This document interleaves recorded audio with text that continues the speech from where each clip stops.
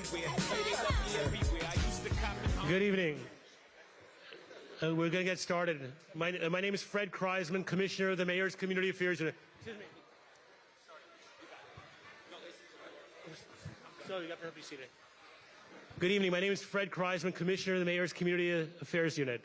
The Adams administration is excited to be here today in Washington Heights, home of the largest Latino community with a strong representation from the Puerto Rican and Dominican communities. This is the second series of community conversations with the mayor. This is our third one in this series. The first portion was from 6 o'clock till 7 o'clock, having dialogue at each table with a member of the mayor's office, taking diligent notes about the issues discussed at each table. Each person was given a note card for your intake card, for a question card that will be responded to within 2 weeks if your question is not asked. We want to make sure anyone coming to these gets their issues addressed in a timely fashion. So we ensure that within 2 weeks you get a return phone call if your question is not asked. And we're proud to come here to be able to answer your questions. I'm just going to go through the day as quickly. So who we have represented here, of course, our mayor of the city of New York. We have First Deputy Mayor Sheena Wright, Deputy Mayor Anna Almanzar. We have, of course, Congressman Espinat. We have DOT Commissioner Adonis Rodriguez. We have our MOYA Commissioner Manuel Castro, our DCWP Consumer Worker Protection Commissioner Vilda Mayuga, our Human Rights Commissioner Annabelle Palma. We have NYP Deputy Commissioner Mark Stewart. We have Chancellor David Banks. We have our DYCD Deputy Commissioner Susan Haskell, DSS Commissioner Molly Park. We have our Health Commissioner Ashwin Vasan, Dr. Ashwin Vasan, Health and Hospital President and CEO Dr. Mitchell Katz. We have our Mayor's Office Community Mental Health Deputy Director Lakeisha Grant, ACS First Deputy Commissioner Wynette Saunders, EDC Senior Vice President Adam Meager, and Gender-Based Violence First Deputy Commissioner Saloni Sethi. We have DIFTA First Deputy Commissioner Michael Agnabeni, Finance. We have Kieran Mahoney. We have our NYCM Commissioner, Zachary Iskell. Chairman of this Department of City Planning, Dan Garodnik. Buildings Commissioner, Jimmy Otto. HPD Deputy Commissioner, George Sarkisyan. Deputy for Sanitation, Manhattan Borough Chief, James Levy. Fire Borough Commander, Chief John Sirocco. Parks Manhattan Borough Commissioner Anthony Perez, NYCHA Chief Operating Officer Eva Trimble, Small Business Services Assistant Commissioner Raquel Alvarez, DEP Deputy Commissioner Beth DeFalco, and of course we're joined by the Commanding Officer of Patrol Borough Manhattan North, Chief Stevenson, and the Commanding Officers of the 3334 Deputy Inspector Natali and Inspector Castillo. And at this moment, we want to give an opportunity for the Congressman to say a couple words. You don't need to introduce the Congressman. I do that. You know, I don't know, even from my days in the state Senate to when he became the first Dominican to be elected to Congress, watching him speak on behalf of the community in general. But I'll never forget, he and I had some downtime together and we were just talking and hearing his story. You know, you see his role as a congressperson, you see his role as a senator, as an assembly person. That's his glory, that's not his story. His story is coming here, sitting in school, not understanding English, family willing to do whatever is needed to be done to provide for their family and watching their son grow up to be a voice on the Hill for all of us. I'm just so happy he is a friend and that he represents this community and city well. And so I just appreciate you, brother, for all that you stand for and all that you do, Congressman Espinat. Thank you, sir. Thank you, Mayor. And welcome to all of you. All of you are stakeholders in this community, and I could only wish that you can turn around and see yourselves so that you can see the diversity in this community, and in it lies its strength. And so I thank you for coming out. I know you have it. There's no shortness of opinion here. And you have many good ideas and good proposals that I'm sure the mayor will listen to and help execute. You know, remember that the mayor took this city under very difficult circumstances, and the pandemic was hitting neighborhoods like this one. And we're just basically getting up from that and dusting ourselves off and moving forward. I know he's made a commitment to me about addressing public safety issues in this community that has unfortunately a history, a troubled history of public safety issues. Back in the 80s and 90s, we had a real rough time here, but we stood by the community and we were able to continue to move forward. And we were able to see the numbers drop and things get better. Education, we built, Mayor, back in the 90s, over 16 new schools because as many as thousands of kids were being bussed out of here because we didn't have enough schools. This is one of the last ones to be built for English language learners, for new arrivals. And I know that they do very well academically, and this is a model, an incubator of what we must do with young people that come from all over the world and perhaps don't speak the language as I did. Back in the day, they didn't have bilingual education, so you sat in the back of the classroom. They took a year from you, too. They set you back 1 year, and then you sat in the back of the classroom for maybe 2 years until you really were able to come forward. You had to catch up.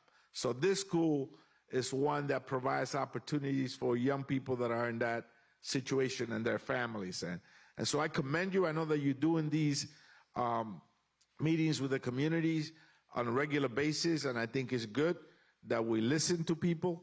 And because the brightest ideas, the best ideas of my 27 years in government now as an elected official, starting as an assembly member, the best ideas that I take to government are the ones that I hear on a street corner from any one of you. And then I go back, and of course my team tells me, what a great idea. I say, I know I'm a smart guy, but no, it's you. You're the ones that bring it to us. And sometimes it's very simple. Simple answers to complicated issues. You hear from you, I hear from you in the street, and we take it back to government to make sure that we implement public policy, legislation, funding issues that I know are so important to all of us. So thank you, Mayor, for being here. Your presence here means a lot, and it means that you care about this community and that all these folks that are here, community stakeholders, that also care about the community will be part of a team to move this city forward. Thank you so much for your efforts. Thank you very much. Of course, we want to thank our principal here, Yesenia Cardoza de la Rosa, for letting us use the space. Thank you very much. And I want to give it now to I know the borough president's tight on time, but we want to give it to the borough president, Mark Levine, to say a couple words. Thank you, sure. I'll be very, very brief. Thank you, Fred. Thank you, Mayor, for being here. It's a very big city. You didn't have to be in Washington Heights tonight, but I think because I live here, I'm allowed to play favorites and tell you that there is no more diverse, more dynamic, more vibrant community anywhere in the city than Washington Heights. And you see it out here today. And the truth is we also are a microcosm of the challenges that the city faces. You see it all here. We have a desperate shortage of affordable housing. I know you know this. I know your team is working hard on this. But we are really at risk of losing the heart and soul of this community by the lack of opportunities for young people to find a home they can afford. And we have places to build here. We have to do it. The future of the community is on the line. I know you're talking a lot about public safety tonight, and I'll say that we have a lot of issues related to vehicles here uptown. We have a lot of drag racing uptown. I don't know if you knew this, Mayor, but we have drag racing along Fort Washington, up and around Fort Tryon Park. We have drag racing on the West Side Highway, and sometimes on Broadway. We have a lot of cars without plates that we see parked on the street, which is very concerning.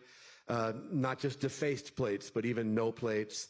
And the challenges you see around the city of large groups of kind of mopeds and dirt bikes on the streets, I think that this is the major transit point because we see them going up and down Broadway, et cetera. So this is the kind of work that we need addressed. And finally, I'll just say we have some amazing young people uptown. We have amazing educational leadership uptown.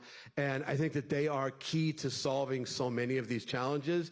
The more we can mobilize young leaders and the nonprofits, serving them to help make our community safer and healthier for everybody, that's going to be a great win. So thank you, Mayor, for coming and for bringing all your leadership. I'm excited for the discussion ahead. Enjoy, everybody. Thank you. Thank you. Thanks so much, Borough President. So we want to maximize the time where you could ask questions.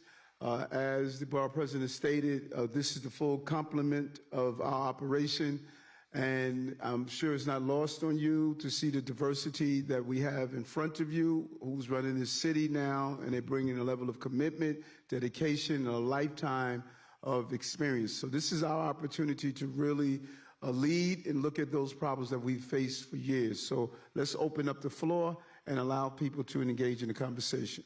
Again, we have tables specifically in Spanish here. We have a translator with translation equipment. If anyone didn't receive it, please raise your hand. And we have staff there already assigned to the people sitting at the Spanish-speaking tables with headsets. Thank you. First, table 1, Alex.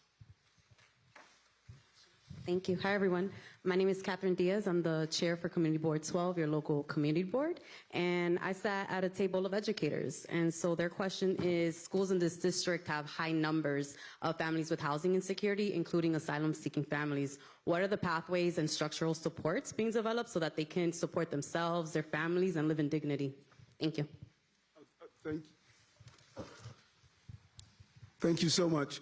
That is probably in the top 3 issues in our city right now. Housing, it keeps mixing between public safety, the asylum seekers, and housing. What is very important is for all of us to understand how we get housing. We are creatures of the state. The governor and I put in place an aggressive housing plan. Deputy Mayor Maria Torres Springer, we had a moonshot plan of 500,000 units of housing. We sent the legislation to Albany to get the extension in what's called 421A. That's an incentive to build. We wanted to build higher in those communities that traditionally. Okay, just give us a moment so we could ask those who rather have their voices heard and not your voice heard. Assalamu alaikum, sister. And so we needed help from Albany this legislative session. They took no action at all on housing, none at all. Everyone agrees that it's a top issue for our city, but they took no action at all. We want to, who said I raised the rent? Ma'am, I'm sorry, stand up for a moment. I have a 3-family house in Brooklyn. When my tenants moved in 15 years ago, I signed a lease with them that as long as you're in my property, you will never have an increase in your rent. For 15, oh, let me finish, and then you can talk. Let me finish. Never. This is what I do know. Those 3- and 4-family houses, 8-family houses, where people came to this country to buy a house, they are suffering right now. They're suffering. Fuel costs went up on them. Repairs went up on them. They are on the verge of losing their homes. If they lose their home, people will come in and purchase those homes and displace long-term tenants. So I think there was a 3% recommendation. I don't control the board. I make appointments. They make the decision. Everyone knows I don't control the board.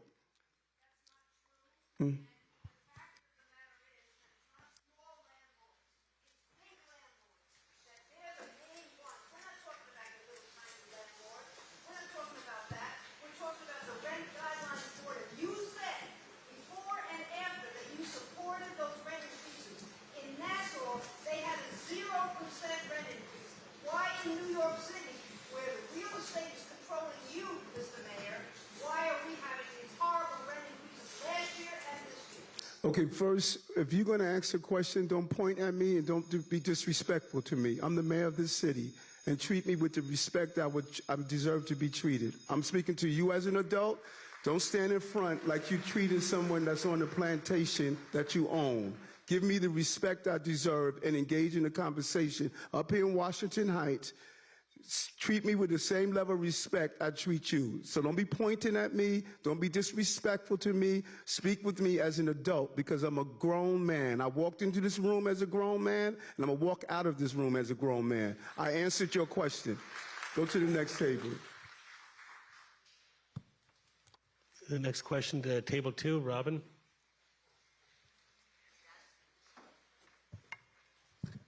Hi, good evening. Thanks for having us here. So our question is, our community has experienced high drug use, homelessness, decline in school enrollment, financial stress on our families, and lack of enrichment programs and resources in schools that help and support their families. What are we doing for the future and the future of New York City, especially in light of the budget cuts? You ran down a list of things, and each one of them have an appropriate answer. Number one, I would love for the chancellor to weigh in on what we're doing around things in the school. And you're right, we're dealing with real homeless issues. And we're going to hit a fiscal cliff next year when the federal money from the stimulus dollars are going to run out. What this administration did, and it's continuing to do, out of nowhere, this city was hit with over 70,000 migrants, asylum seekers. We received no help from the federal government like we should. It's going to cost us $4.3 billion. $4.3 billion. You don't see people sleeping on the streets like you see in El Paso when I went to Texas and other locations.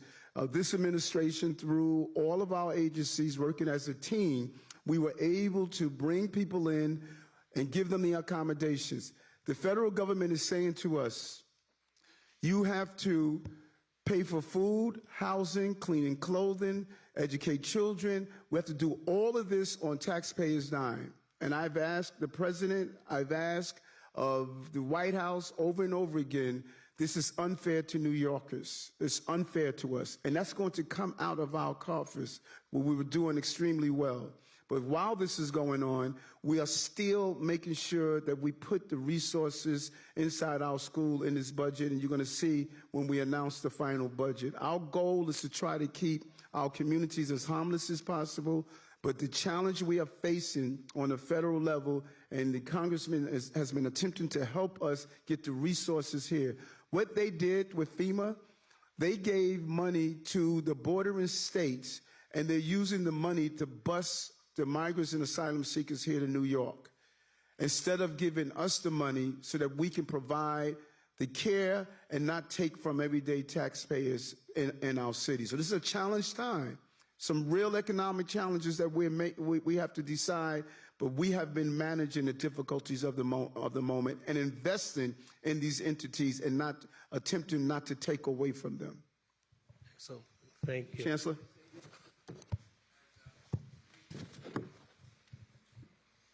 Go. Can we hear me now? Yes. Good evening, everyone. I'm certainly happy to be back here. I want to thank Commissioner Udanis Rodriguez, who's really one of the founders of this school and one of the visionaries behind its creation, for inviting me to be here. I visited months ago, and before I go any further, I want to thank him. But I also want to just thank, she was recognized earlier for hosting us, but thanking her for the leadership that she demonstrates here every single day. And that is the principal of this great school, Yesenia de la Rosa. Please wave so everybody knows. We can give her a bigger round of applause than that. Because I know what it means to lead a great school and to walk into a place like this, look like you can eat off the floor. This is a beautiful, beautiful facility. And for those who have not had an opportunity to see a great principal at work, I invite you to meet Principal De La Rosa.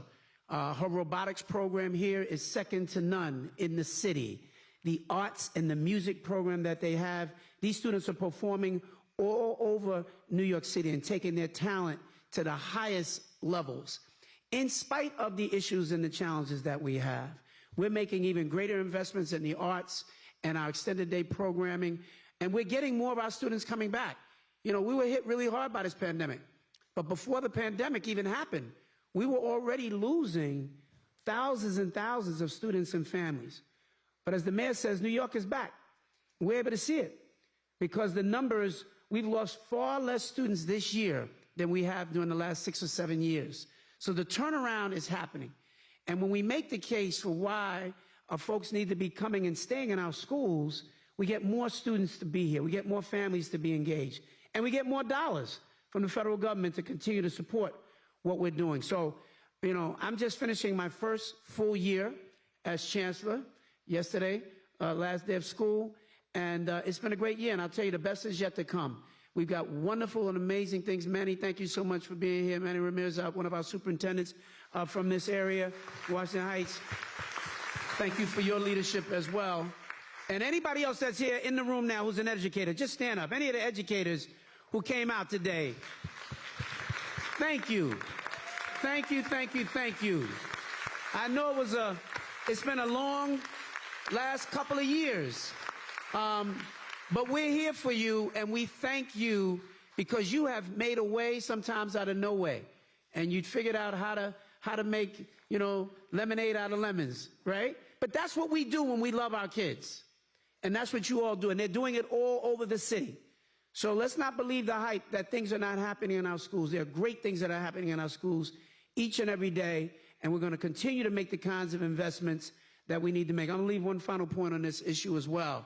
And that is, and unless you're here to talk about what we're talking about with the schools, I want to talk about what's happening with the schools. I was with the mayor yesterday in Brooklyn as we made an announcement about mindfulness, right? Which some people probably need to practice.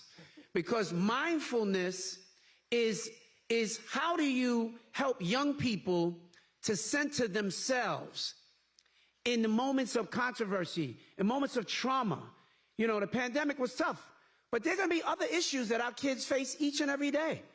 And they need to be taught the life skills of how to center themselves. And so the mayor has mandated, and we're excited to implement this as we go into September of next year, that all of our schools are going to have 2 to 5 minutes of just mindfulness and just practice their breathing. Right? The mayor talks about this all of the time.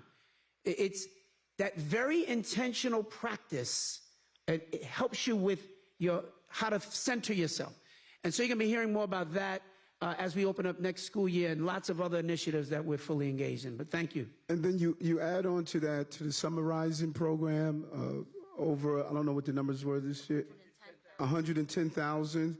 You add on to that summer youth employment, over 100,000. This is people been asking for years to get to this number. We're the first administration ever to accomplish that task. You add on to the partnership we're doing with Google to allow our young people to get these internships and learn tech jobs. What we're doing with the Brooklyn STEAM Center, dyslexia screening never has been done before. We are really pushing the envelope to make sure that during these difficult times that we are investing in our children, but also in families. What we are doing, because we know these are difficult times for our children and families, and we're fighting to deal with the high cost of living in the city. Last year, we were able to get the earned income tax credit. No one thought we were going to do it. We got it done. We made child care less expensive for our families and children. We were able to get billions of dollars from the state and bring down the cost of child care. First administration to have child care seats at this level for children with mental health issues, children with special needs as well. When you start to really peel back what this administration is accomplishing, you'll see how much we're investing in people who are going through a lot, because this is an administration made up of people who have gone through a lot. We are going back to correct the wrongs that have been in place for a long time. Excellent. Table number 3, Malcolm. Good evening, Mayor. Thank you for having me. First, I want to thank the people that came out to this table. We got great leaders. The police department is here, and a few other people. And just the way they interact with each other really proves that this is what the city's about. You know, everybody get along, everybody have great questions and stuff. So I'm going to really get to the point. Right? Sanitation problems and the accountability and enforcement is greatly needed. But the disenfranchisement of investment throughout the community, the need of affordable housing, small business services, vocational training is sadly prevalent. In this area, our neighbors believe that it's divided between two. One, it's believed that our neighborhoods is split where one is treated better than the other. Seniors is a large population in our community. Can we just focus down on the key question? I got you. It's a question. We want to ensure that we get every table. So let's summarize each table down to one question. I was setting the mood. No, I'm kidding. Seniors are a large population in this community. Even though the senior centers in this neighborhood does a great job of servicing the community, they need more funding. Social service workers, legal assistance, and food insecurities are greatly needed. Are there any plans to stabilize funding to make sure the senior centers and other CBOs can do a better job of empowering and servicing our community to servicing our community members in need? Thanks a lot, Malcolm. I'm going to turn this over to the First Deputy Mayor because our nonprofits, when we got in office, I want her to share with you what we were faced and what she did in the first few weeks because the nonprofits, including our senior centers, they filled the gaps in services. So can you share what you did? Absolutely, and nonprofits are key partners in government in all the ways that you've mentioned. When we came into the administration, many nonprofits, thousands of nonprofits had contracts with the city and had not been paid for years. When we came in, there was $6 billion owed to nonprofits, and we quickly set out in 12 weeks. We wanted to clear the backlog and make sure that we got about $4 billion out of the door. So we're committed to making sure that the sector gets paid on time. Last year as well, we had a significant contribution in the budget to increase work and wages and other things for the nonprofit sector, and we will continue to work very, very closely with them. And our Commissioner of Aging is not here, but the First Deputy Commissioner I know is here. Michael, I don't know if you want to say a word about the work that we are doing to expand services for seniors. Yeah, thank you, First Deputy Mayor. We have 9 older adult centers in the Washington Heights Inwood area, and they're doing great work. We spent a lot of time virtual programming during the COVID era, and we've seen about 86% of our participants come back to vibrant. We had just had a pickleball day with the mayor in Central Park, where we invited our older adults to come and play pickleball. So they're back. Congregate meals are back about 90% to where they were pre-COVID days. So people are back. We're doing the best we can, and we'll continue to do more with what we've got. Yes. We want to be respectful to everyone here because you know what? Everyone took out their time to come out this evening. We want to respect our neighbors as well as our issues. So when we get people jumping out of their chairs, we are showing disrespect to the people here next to us. Thank you. Next table.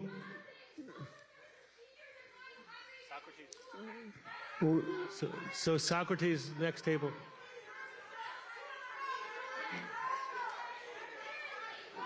Grandstanding on your neighbors is not respectful for your neighbors, and we want to give everyone who took the time to come out here today an opportunity to answer things that they took their time to come here to ask. So we really appreciate you coming out today and voicing your concerns, but we're going to move on to people who are respectful to their neighbors. This is the same 12 people that follow me around the city. There's about 2 more, so we'll get to what we have to do. The same 12 people. I have more selfies with the 12 of them. You know, we got a few more, but we'll get to everyone. You know, they follow me all over the city. You know, I'm never lonely with them. Thank you. Next question. Good evening. Welcome, Mayor Adams and everyone to the Heights. My name is Caroline Jose. I'm representing as a resident, a child of the Heights, a mother of 2 children in the Heights going to District 6 schools. And my question for you is, as a parent and a parent leader in this community, I'm extremely concerned with the alarming amount of smoke shops surrounding our neighborhoods. Thank you. Specifically, the smoke shops across the street from our schools and in children's safe spaces, especially after this pandemic took almost every inch of that away. Sorry, I'm very emotional about this. Safe spaces like playgrounds and parks. What is the mayor's office planning to do to regulate and enforce the licenses, locations, and frequency of these smoke shops in our neighborhoods? Thank you. You know, that's why these town halls are so important, because when people see things that happen in the city, the first thing they want to know, hey, Mayor, what are you doing? And it's important for you to know what are the barriers. Like we were talking about housing. What they did this year in Albany around housing was terrible. How could we not have done anything on housing? Now let's move to smoke shops. I could clear up the smoke shops problem in 30 days. They haven't given us the power. We went to Albany and said, let us do it. Let us go and clear up the smoke shops. Right now, we go in, someone is selling something illegal. We only give them a small fine. They laugh at that fine. It's the cost of doing business. We go in anyway, and we've confiscated hundreds of thousands of dollars of illegal marijuana and other items that are sold in the smoke shops. But to go in and go after the criminal enterprise, because I personally believe there's a venture capitalist that is opening up all these small smoke shops all over our city and putting people inside there. We want to track this down. We don't have anything to prove it, but that's what I believe is happening. I could rid this city of illegal smoke shops that's undermining the legal cannabis business. I would be able to do it in a month if they just give me the power to do so. They have not given us the power. They stated that their state office would do it. They don't have the manpower. They don't have the drive that we have. That is what is in the way. We will clean this up within 30 days. I commit to you, I would be able to clean this up if Albany gives me the ability and the right to use my law enforcement agencies to do it. So we need to send a message to them, give Eric the power to do it so Eric can clean these darn smoke shops up.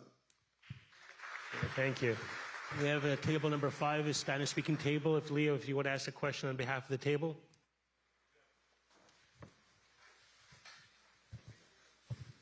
Buenas noches. My name is Luana Ferreira. I'm a lifelong Washington Heights resident and also a Community Board 12 board member.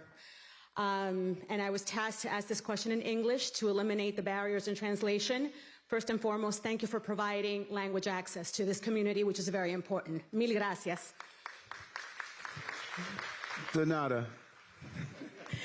So the question is, what specific initiatives pertaining to youth development will the mayor design and implement to offset truancy, high school attrition, juvenile delinquency, but also teen usage of cannabis?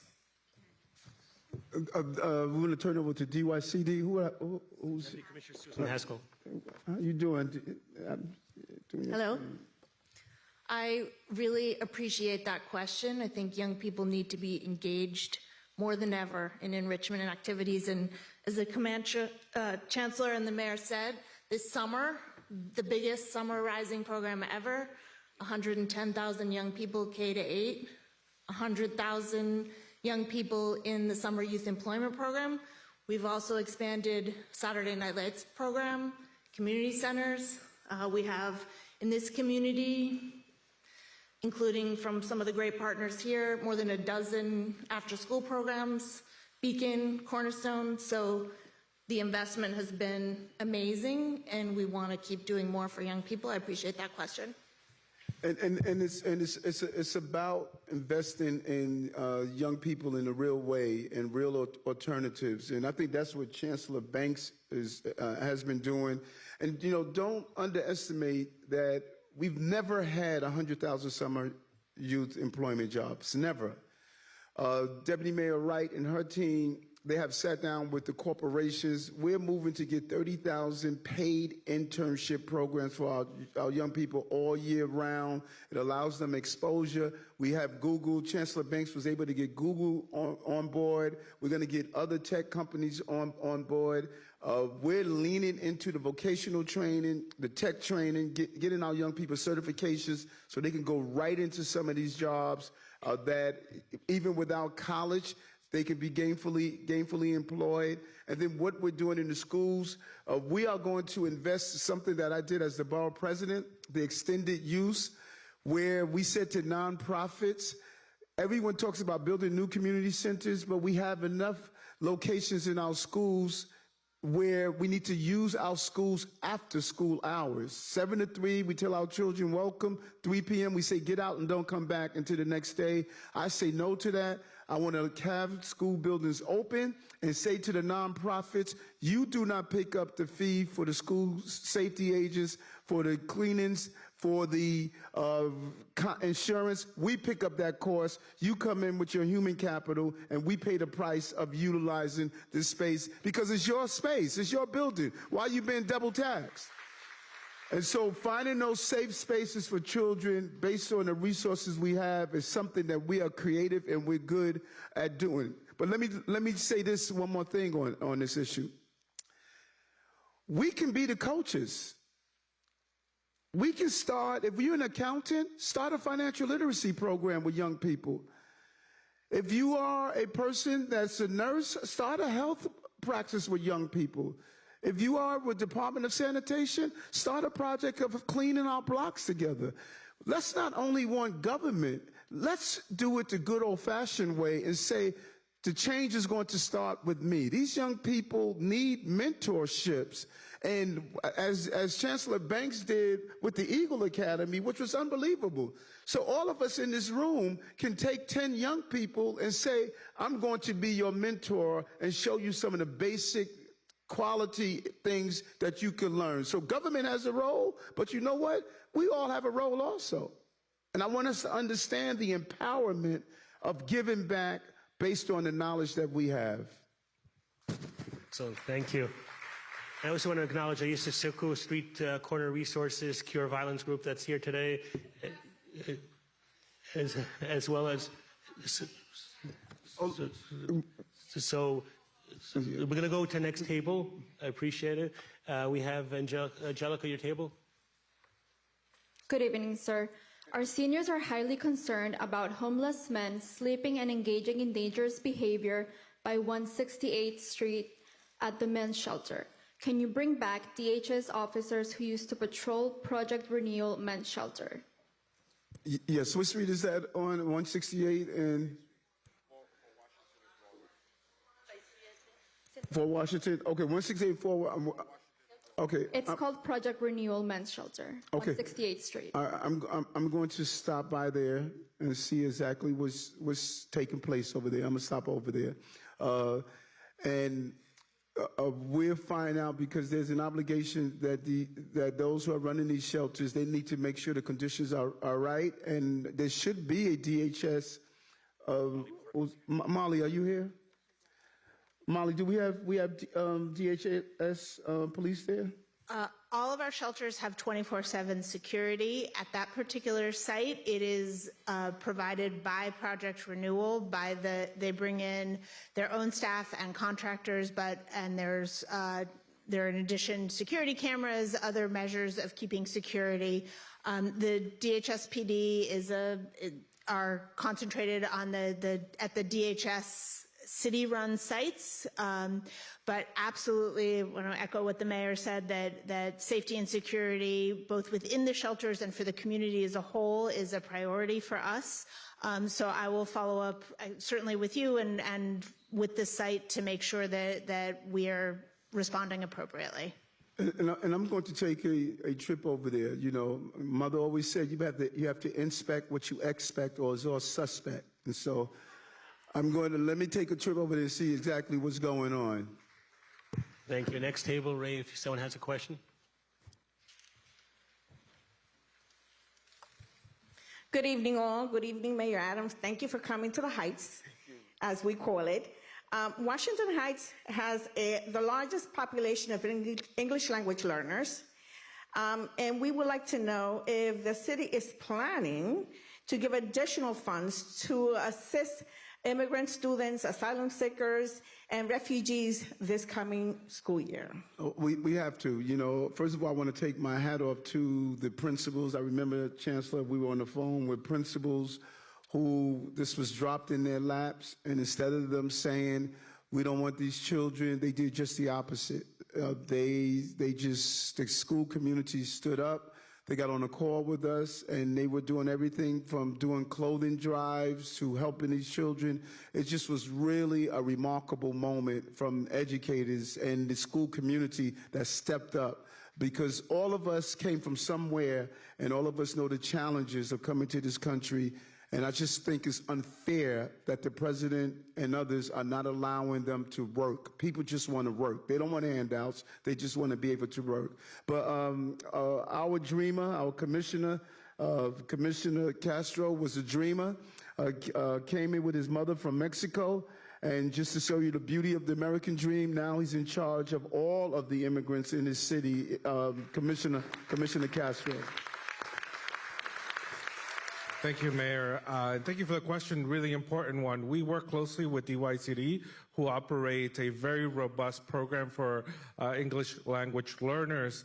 We also plan at the Mayor's Office of Immigrant Affairs to expand our We Speak program, which supports English language learners online and with partnership with community-based organizations. Many of who are here today, I want to shout out NIMIC here and CPC and other providers who are supporting our immigrant communities in this neighborhood. But look out for a RFP for our We Speak New York program, which is meant to provide these very much needed classes for asylum seekers and others. Thank you. Thank you. And he has added to my voting base. He had a baby recently. Congratulations to you. Mayor, if you can excuse me, my wife's principal, she's an educator, is here. I don't know if those Puentes principal. All right. My wife is at the school, so I just want to shout them out. She's on maternity leave, but you know. Love it, love it.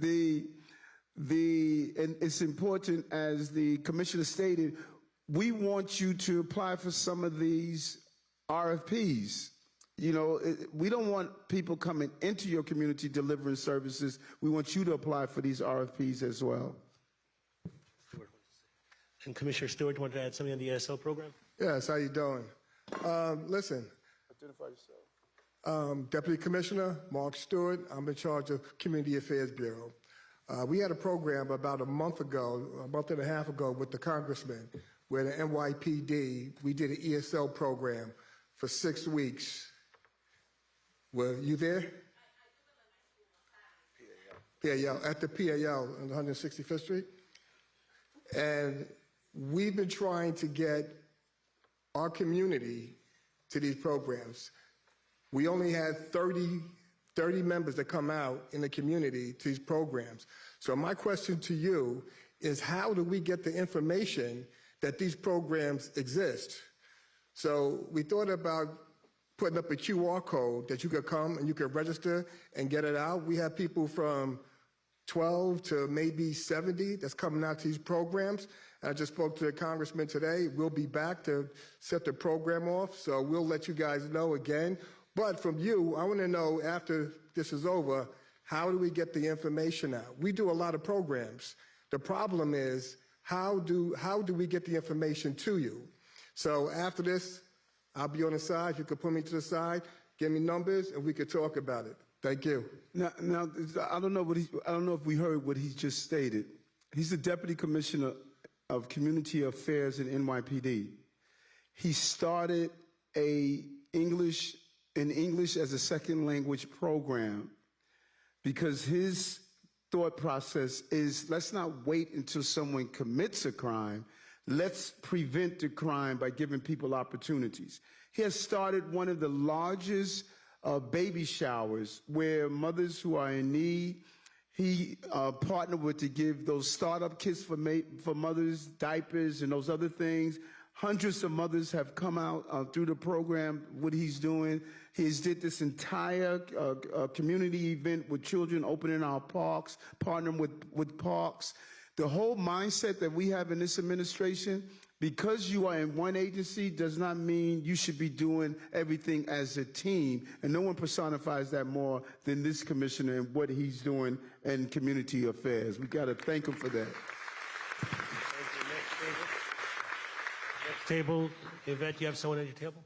Yes. Hello. Thank you so much, Mayor, for being here. Thank you, everyone, for being here.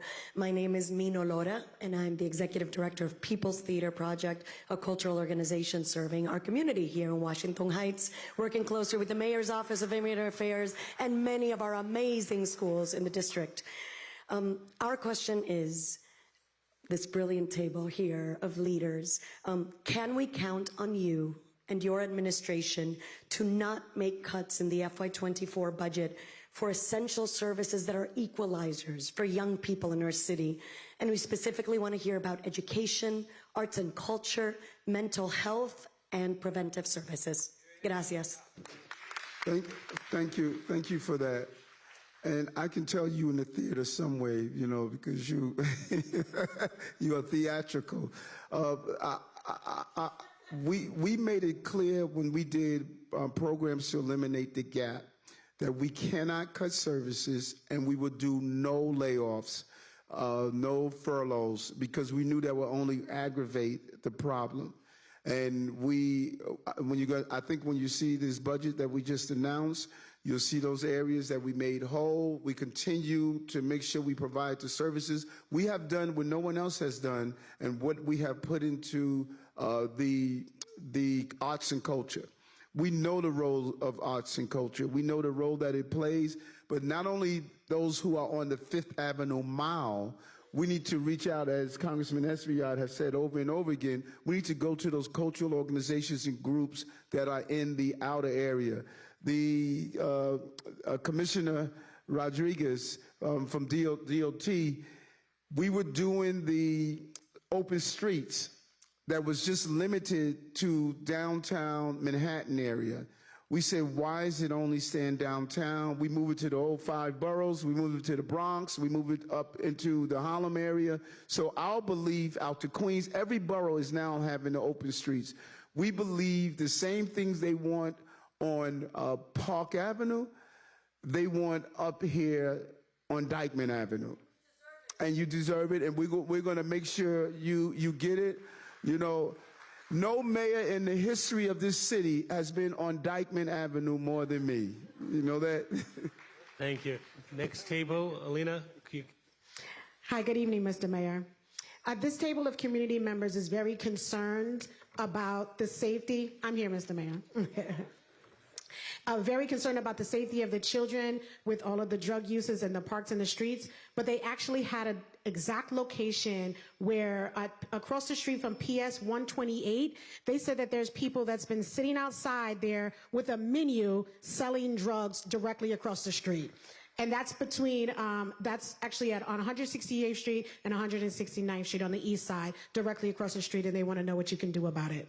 I'm gonna stop over there. You know the rule. Inspect what you expect. And Chief, y'all better make sure when I get there, don't have me have you someone meet me. Okay, so we're gonna stop over there. But the Chief is here, and you know, as I walk through the city, all I do is hear how well you're doing up here, and I really appreciate that. But let's deal with that specific area. Because that can't happen. We are not going to surrender our streets to dysfunctional behavior. That is not going to happen. And I think the commissioner just handed me a note going back to that illegal smoke shops. Since the start of the administration, we have conducted 705 inspections, and issued over 300 summonses and really suspended 28 licenses. We have to go after those owners of establishments that knowingly allow people to open smoke shops in their areas. You know, if we don't go after them, then we just really just going after the low-hanging individuals. So that's what we were trying to get Albany to allow us to do, and really add your voice of compelling them to give us the power to close up these smoke shops. I am so frustrated and angry that our children leave home, stop by the smoke shop, get cannabis and other items, and sit in classroom every day. We have to stop this. This is a major issue that I want to clean up, and I need you to add your voices to give us the power to do so. Thank you. Next table, Anastasia. If you have someone who could ask the question. Thank you. Good evening, everyone. You guys can hear me loud and clear, I hope. So, thank you, Mr. Mayor. Thank you, everyone up here. Our table here is covered by leaders. We have parent coordinators. We have social building leaders, community affairs, non-for-profit organization representative, and we covered the umbrella of safety. So I want to thank you because you did answer a lot of the questions that we had, but 3 items that we wanted to highlight. The first one is the concern with the large motorized vehicles that speed up and down schools and sidewalks. The second is the lack of safety agents and crossing guards, but more importantly, police patrolling the school community before and after school. And lastly, the chronic issue with homeless people and drug users in front of schools. So just want to know what's being done about that. So let's take them off. One of the things we did January 1st, 2022, when I became the mayor of the greatest city on the globe, New York, we realized that we were losing control of our streets. The number of cars that had paper plates, illegal plates, the number of unregistered and stolen bikes, the number of people who were totally disregarding the basic speed rules, just dangerous behavior. This city was an any and everything goes. And we said no to that. So we immediately put in an operation of going after those paper plates. We found that those paper plates were being used to do robberies and other crimes, and we cracked down on them. We had just seeing it. Well, you write like a doctor, man.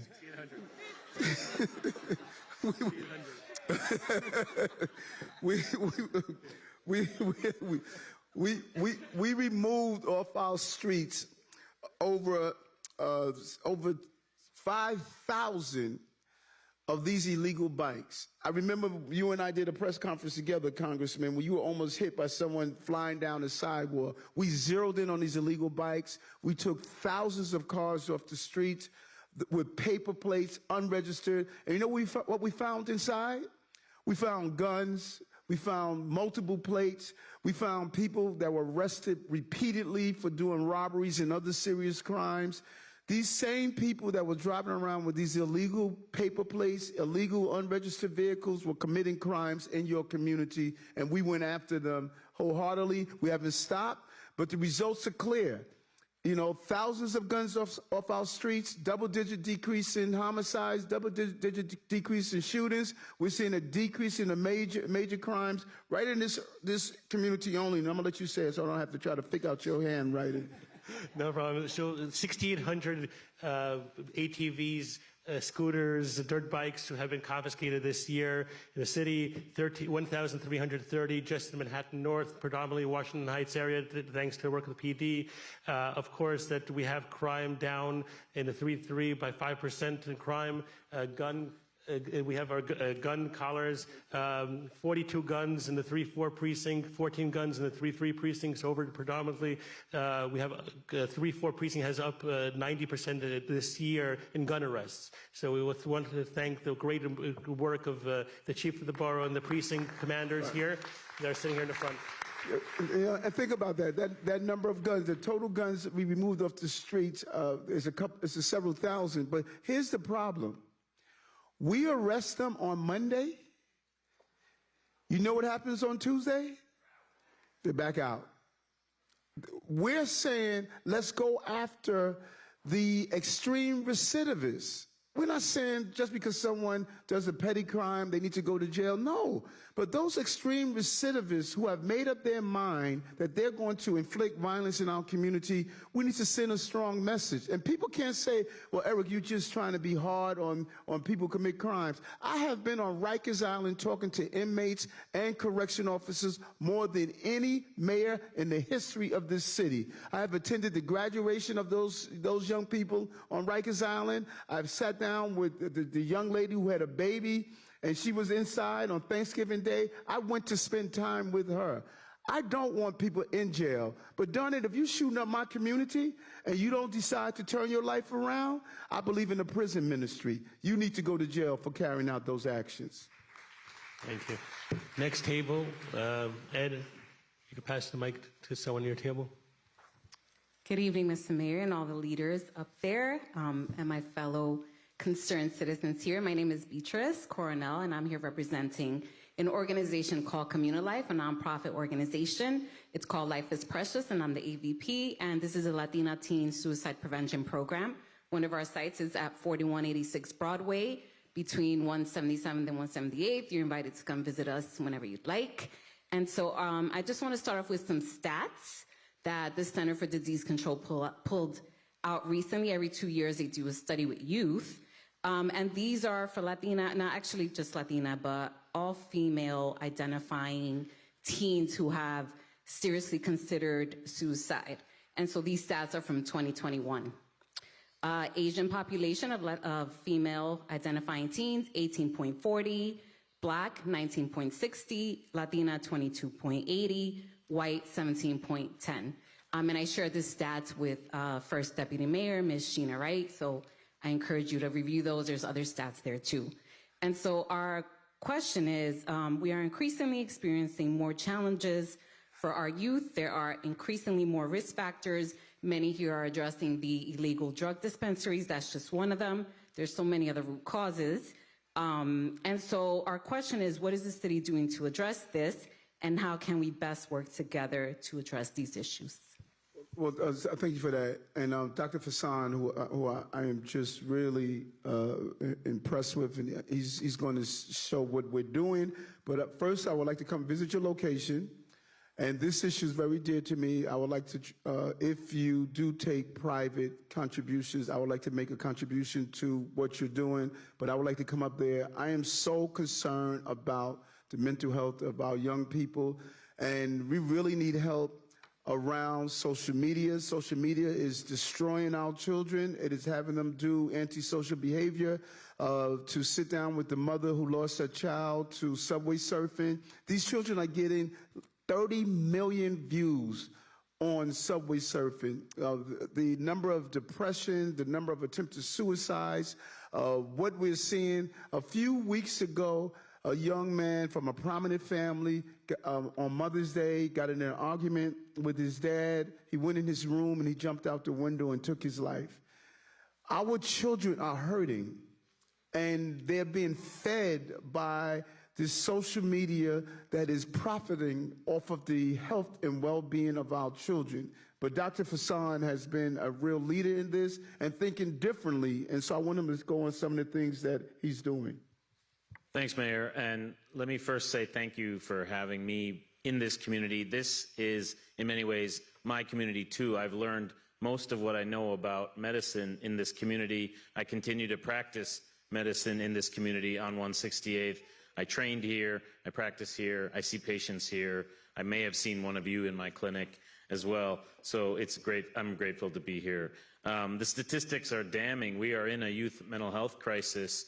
You don't need even the numbers to tell the story. I think anyone who engages with young people, either in our schools or as a parent myself, realizes that something's different. Something has happened to our kids through this pandemic and may have even been brewing prior to the pandemic. And so the mayor has led a citywide mental health plan that we launched in March, and one of the principal focuses is youth mental health and addressing this crisis. And the way we're doing this is multifold. Number one is access to care. There isn't enough care to go around, It's not always culturally and linguistically competent, and it's not always affordable and accessible. So working with Dr. Katz, working with the Mayor's Office of Community Health, working with Commune Life as well, we know you well, we partner with you well, expanding care inside schools through school-based mental health centers,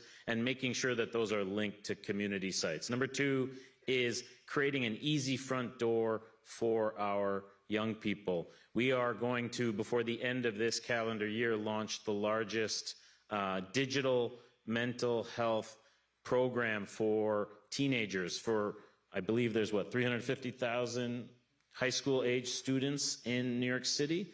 Every single one of them will have access to mental health care in the palm of their hand, not through an adult mediating the relationship, but when they need help, they can text, they can call, they can FaceTime, and get the kind of help and connect it into care.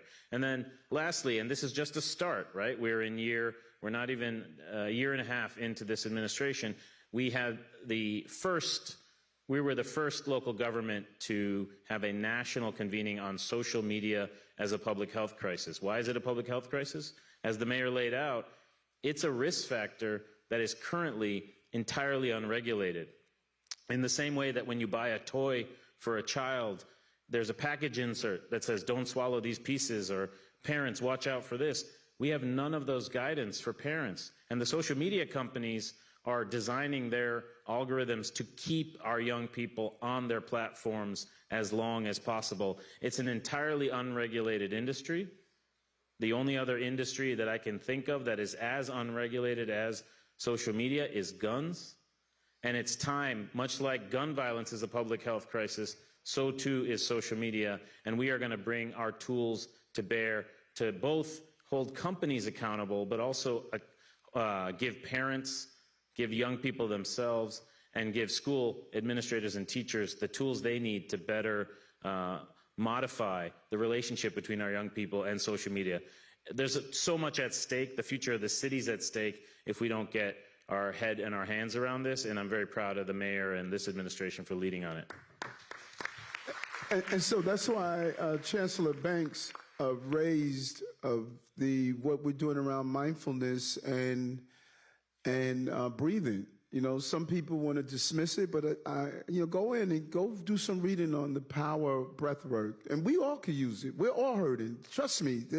All of us are feeling something. All of us lost someone, if not multiple people, during COVID. And so we are saying we are not going to be afraid to go with things that work. Having our children start their day breathing, learning breath work, meditation, mindfulness, dealing with stress. Watch, your children are going to come home to you and say, Mommy, just breathe. We are going to empower these children not only to be academically smart, but emotionally intelligent. How do you survive this ever-changing world that they have faced? We didn't face this stuff. If I did something dumb, it stayed on the block. Imagine a child having 30 million people watch them surf on top of a train. We got to really think about what we're doing to these kids. Excellent. Next question, Ito's. Can you pass it to someone to your table? So at our table, and thank you for being here, Mr. Mayor.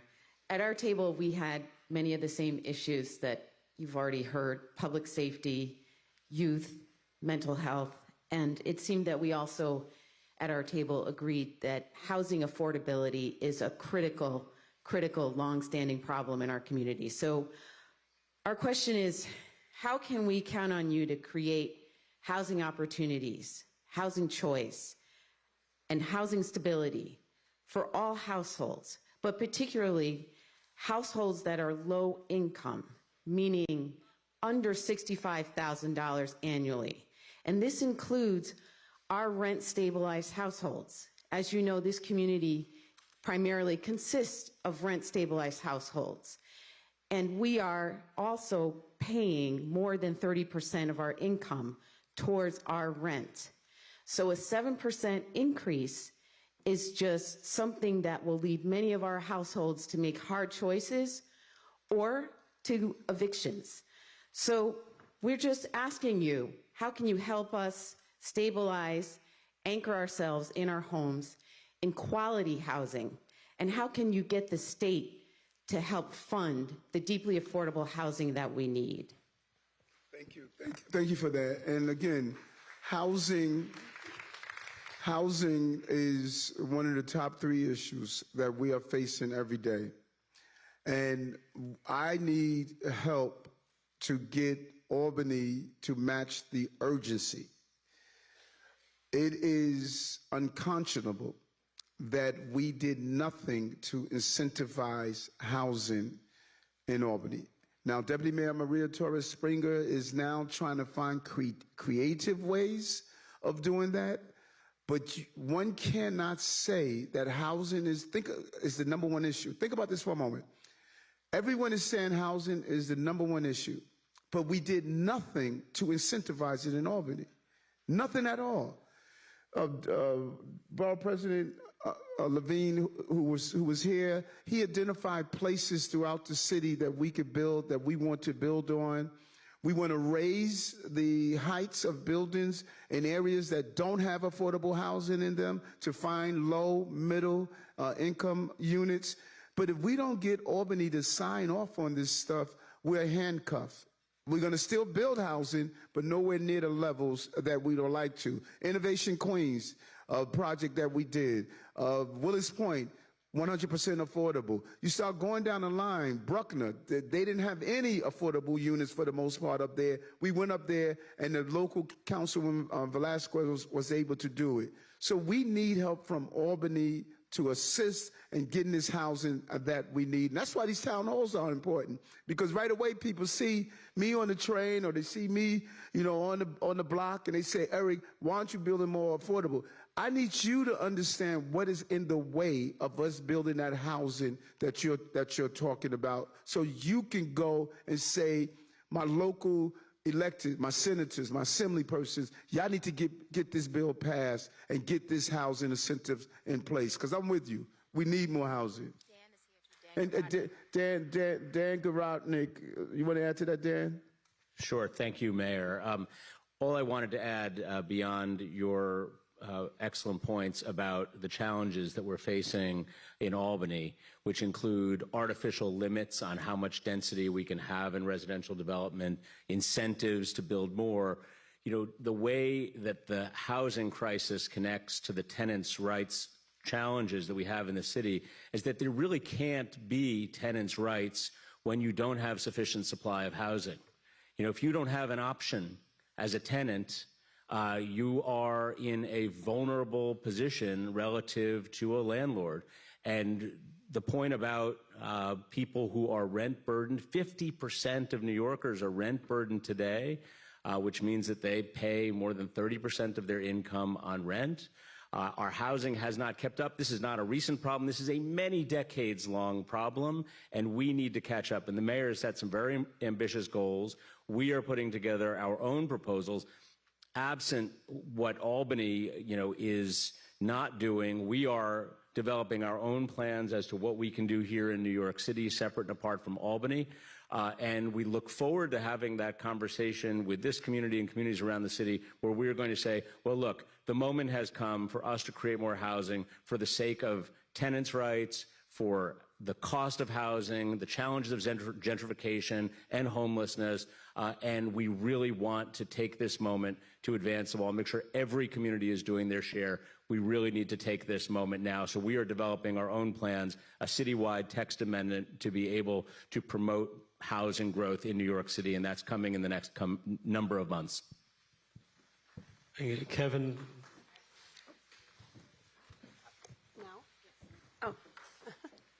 Okay, I feel really lucky to ask my question after you just said that, because I don't think we need to build more housing in New York. We have a lot of housing in New York, but it's been illegally destabilized, and we have tens of thousands of warehouse apartments that are rent controlled, that their landlords are holding on to. So my question to you, Mayor Adams, without even going into the building part, we could have hundreds of thousands of apartments that people can afford. Would you be willing to promise to us today to immediately form a branch in your office to look at all the rent-controlled buildings in the boroughs and give this branch the power to restabilize illegally destabilized apartments and unwarehouse the tens of thousands of rent-control apartments so New Yorkers can live peacefully, safely, and within their budget now? You don't have to build more buildings. You know, we heard you. You can take a seat now. Got you. Okay. I was just you know, one of the most important statements I learned from my mommy was sometimes idealism collides with realism. We need to build more housing. The number of people who comes to this city does not equal the number of available inventory that we have. I know being idealistic, it sounds like, you know, overnight we could just make this happen. But you are on the right road. When I was Brooklyn Borough President, I met with the state and the city and stated that we need to build out a system using technology that would show our entire stock of affordable units, have it in the green, yellow, and red. Green being every apartment that is normalized, that people are living there, there's no problem. Yellow is if they're in the threat of being in court, so we can immediately get the services there, we allocate the money there, and red is if they're in the process of being evicted. I would like to revisit that. What happened was the state said to us, we can't turn over information to you of who lives in a rent-stabilized apartment out of freedom, out of their right to privacy. If we can get the state to give me that power, I can put in a mechanism that will use technology that allow us to stop the hemorrhaging of affordable units. Because you are right, we're hemorrhaging too many affordable units, and by the time we learn that we lost it, we're looking in our rearview mirror. I would like to be more forward-thinking to say every affordable unit that we have, we need to be protecting it. And anytime we're in threat of losing it, we need to throw our full force behind it. And then we need to aggressively go after those folks who illegally take apartments off of our rent rolls for doing so. So I'm with you. You're 100% right. I'm going to revisit that concept that we wanted to put in place. And if I could get the governor to allow us to get that information, I think we can make a real impact. So I thank you for that question. You're 100% on board. Make sure you get our information, please, because, you know, I'm into this volunteer stuff. So one of our team members, I don't see anyone walking towards her. Kevin sitting. Oh, okay. All right. Thank you. What's your name? Okay, thank you. Thank you. Make sure he give you your info. Okay, love it. Excellent. Love it. We have a staff member at every table to get your information. So next table is Sakrani in the back corner. If you have someone at your table to ask a question. Thank you. Good evening. So we are here representing educators, parent coordinators, teachers, and we have the Department of Probation present at this table. So our question is, and thank you, Mayor. Thank you. This is a great venue and very good stuff happening right now. Our question is around the Summer Rising program. So we love to hear that many students and families are interested in sending or attending summer school. We were wondering if there are plans for opening new sites to accommodate more students currently waitlisted. It's DYC your chance. Look at you. You popular today. Thank you so much for that question. 110,000 K-8 students. It is, as we said earlier, the biggest summer enrichment program probably anywhere. If you have been unable to find a seat, we are identifying programs that may have availability on the DOE website, nyc.gov/summerrising. And you could look there to see if there's a suitable space, near your home or your place of work, or that would potentially accommodate your young people. If you applied and you didn't get a seat, your information is going automatically to the school and community-based provider as a wait list, so that if somebody does give up their seat, they already have your information, you expressed interest in those locations, and they can reach out to you if a space is available. Let me just to point out as well, the mayor should be really saluted, I think, for what he's done with Summer Rising. This is a great, great program, and the demand far exceeds right now our ability. So while it's the biggest that we've ever had, it can be even bigger. That's how many people are looking to be a part of this. It has been rolled out because of the coordination between City Hall, New York City Public Schools, and DYCD, who worked hand in hand in the coordination and the development of this. The website didn't crash. And so things have just worked really, really well. And we're going to take a look at this for next year to figure out how can we potentially expand it, because we see that the demand is just so great. But I will tell you, I don't want you to leave with false hopes. It's highly unlikely that we'll be creating more sites at this time. It's getting ready to launch in a few days. But again, if you had somebody very specific, feel free to come and see us before it's over. Yeah, it was a real win, and I was just saying to the First Deputy Mayor that we would love. I'm a big all year round school person. I don't think our children should be out of unstructured learning for 2 months and have the summer loss at the end of the month. Affluent communities, they have a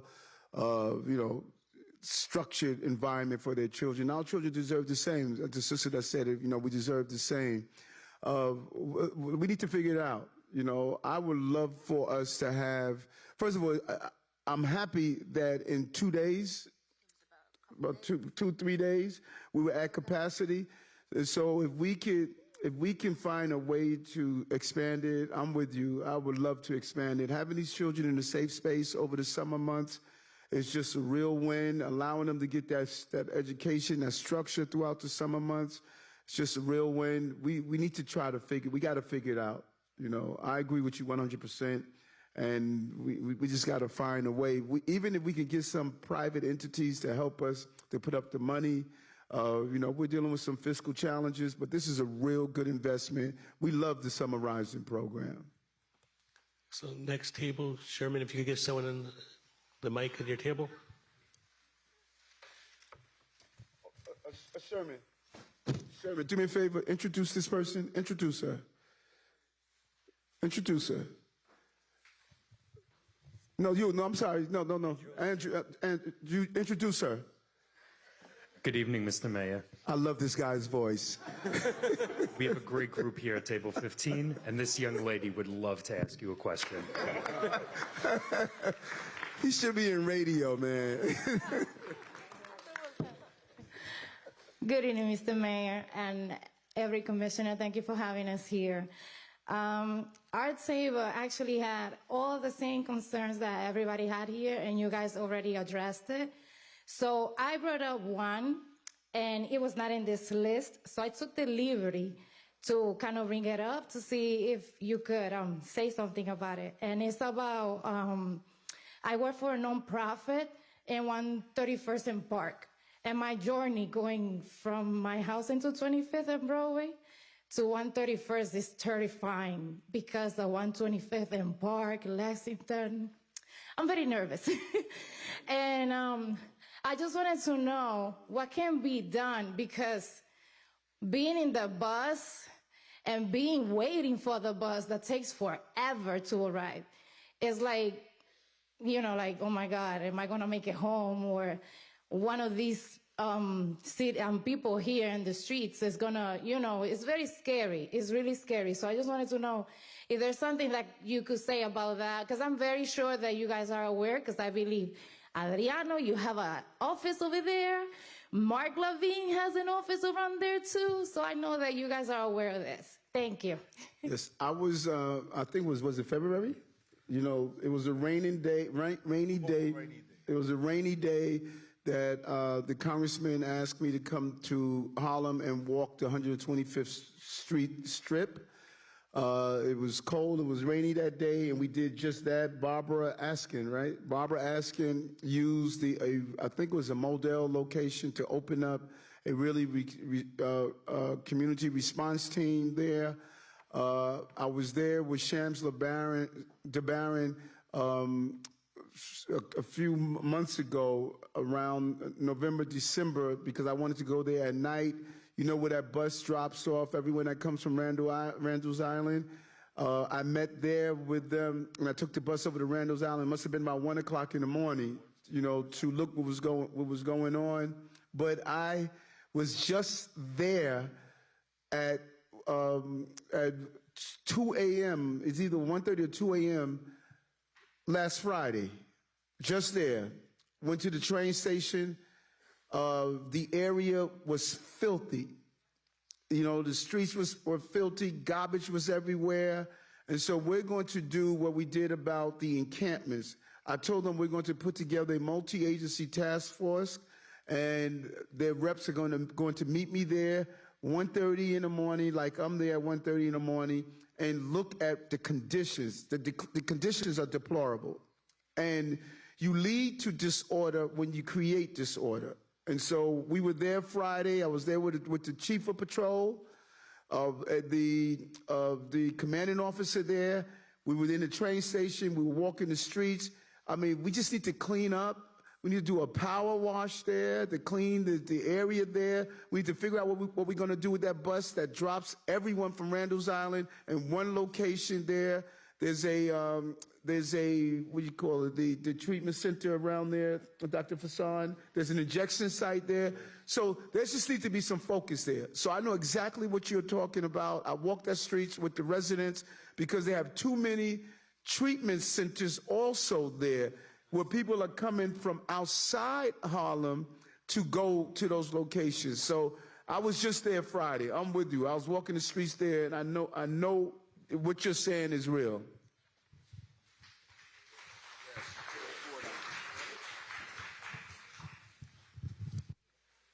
Yes, on that issue, we have, we're going to be having another meeting with OASIS, which is the state agency that licenses the treatment centers, because the neighborhood has been redlined with about 10 or so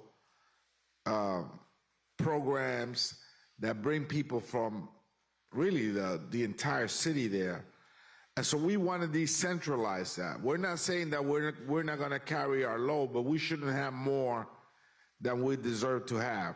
And so 10 is too many, and we're looking to see, we're speaking to Mount Sinai and the private operators. We met with them already once. The next meeting is going to be with OASIS, which is a state agency that licenses those programs, to see if they could be decentralized to other neighborhoods across the city, where those folks that are getting the service live as well. And then today we had a roundtable with the MTA. The 2nd Avenue subway, second phase is coming. That should make that area cleaner, because money is going to be invested in the viaduct there on 125th Street and Park, and is a $7 billion project, 3 subway stops, ending on 125th Street and connecting to Metro North. That should help out with the area there, but at the end of the day, that area has been redlined, and there's just too many programs in one particular neighborhood, and the community cannot carry the load there. So we're asking the state, which issues the permits for these programs, to look for other sites, including Mount Sinai, the hospital that runs a couple of the programs, so that the neighborhood could be released of some of the stress there. Thank you. Next table, next question, Karen. No, it's right there. No, it's right there. Come on, do the introduction. Good evening, Mr. Mayor. Thank you for being with us tonight and to all the incredible city leaders here. My name is Nicole McVinue. I am a proud resident of Washington Heights, and I am also the Director of Policy at Urban Pathways. We are a homeless services and supportive housing provider. And our table talked a lot about the importance of social services. And we are relying on human services and social services now more than ever before. But nonprofits are seeing an incredibly high turnover rate and also a lot of difficulty staffing up our programs. Some programs have as high as a 30% staff vacancy rate, which makes it difficult to provide the services. And we're seeing, really incredible multi-year, multi-billion-dollar wage increase deals with UFT, with NYPD, which is all, incredibly important, but human services don't want to be left behind. So my question is, what are you doing to support the human services programs to ensure we can be fully staffed? And will there be a cost of living adjustment for the nonprofit human services workers in the upcoming budget? Thank you. Thank you for that. And, my first deputy mayor ran United Way for years, and she came in with a real mission about how do we make sure those nonprofits are treated fairly, and we even open an office of nonprofits to help the nonprofits navigate the bureaucracy of government. We cannot reveal everything that's in the budget because we haven't finished it. But we hear you, and I will say that you're going to see that we heard you loud and clear, But so the budget is being finalized now, but this has been an issue that we are very much aware of, and we want to be fair in the process. The next question at the last table, we have Tiffany. You want to give someone a mic? Hello. I'm close to the speaker, so. Good evening, everyone. My name is Carlos Guzman. I'm the principal of MS 324, located in Washington Heights. I want to thank our superintendent, Manny Ramirez, Deputy Superintendent Camille Wallen, and the district team for supporting us principals here. Chancellor Banks, thank you so much for supporting our schools. Senator Espaillat and Borough President Levine, thank you so much for fighting for resources for our school. And Mayor Adams, thank you so much for leading our schools. I want to thank our members, Table 18. They had so much to speak about and multiple perspectives on many issues. Our question is, public safety and a shortage of school safety agents is an ongoing concern. What is being done to incentivize joining the NYPD to combat these issues and support our young people? Thank you. Chancellor, you want to respond to the school safety a piece about it? But let me tell you what I'm real proud about, and the Chancellor will go into the school safety issues about. When I was running for mayor, there were many people say that we don't need school safety agents in our schools, and they wanted to take them out. We have been doing a series of youth town halls throughout the city with DYCD and some of the crisis management teams. Do you know that's the #1 issue that young people were saying? #1 issue. These young people were saying they want to be safe, they want their school safety agents, and the second, I think Dr. Fassan would tell you, was dealing with trauma and trauma-informed care. I believe the prerequisite to our prosperity is public safety and justice. We have to be safe. Our children must be safe. And we believe in building a collaboration under this chancellor. He has the school safety agents, the principals, and the police department all doing something revolutionary, talking to each other. They speak on a regular basis. They try to prevent the problems from happening. And so our goal is to get more young people to become school safety agents and be part of the process. School safety agents are unbelievable. They do more than just security. They do clothing drives. They talk to the young people. They know how to gauge if there's a problem. I'm just really impressed with our school safety agents. Chancellor, you want to talk about the specifics around that? Yeah, well, I don't think there's ever been a mayor and chancellor who supports school safety more than we do, and school safety agents in particular. I'm the first chancellor in history that was a school safety agent. I worked in Brooklyn at Clara Barton High School, and I wore that uniform and working to try to keep, somebody said, what? I never heard that before. It's true. And so before I even became a teacher and an educator, I was a school safety agent. And so I know what school safety agents mean. And in schools that work well, school safety agents are every bit as part of the success of that school as the third grade teacher or the eighth grade teacher or anybody else. They are part of the entire family and the fabric of a successful school. We have increased by hundreds the number of school safety agents since we started in this administration, and we're still bringing on more classes to bring folks on. So a lot of work that we still have to do, but the work of keeping our kids safe is not simply school safety agents. It is, in fact, the community. It is, in fact, the village. It's one of the reasons why we're really proud of one of our biggest initiatives called Project Pivot, where we've gotten dozens of organizations, close to 150 community-based organizations, who we have given contracts to work with us to support our schools, to provide safe passage to and from schools. We're going to be expanding those programs as we go into the next school year. One of the things that the mayor did was to ensure that all the school principals and your commanding officers of your precincts are talking by Zoom on a regular basis, so that you can find out whether or not where there are issues that we can get ahead of it. So Principal Guzman, where are you again? So let me just ask you a question.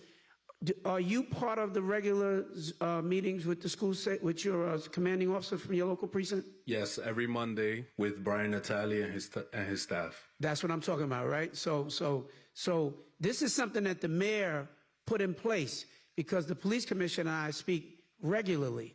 The chief of the department and I speak regularly. Building that communication is critically important. And when we have that communication, we should be able to find out from the principal of the school about that smoke shop across the street or the folks that are selling the drugs right across the street from the school, so that we can move on that and we don't have to hear about that at a town hall meeting, that we've already been made aware of that and people are already moving to make sure that things like that are happening. So it's a comprehensive approach, but we're all in, we're fully committed. We appreciate your leadership at your school as well, and thank you. And hoping you get ready to have a great summer as well. And you know what's interesting is that you mentioned by name who your commanding officer is. That was not in the past. You have these two important entities in our community, and they did not know each other. I believe the principals of a community, they're the quarterback.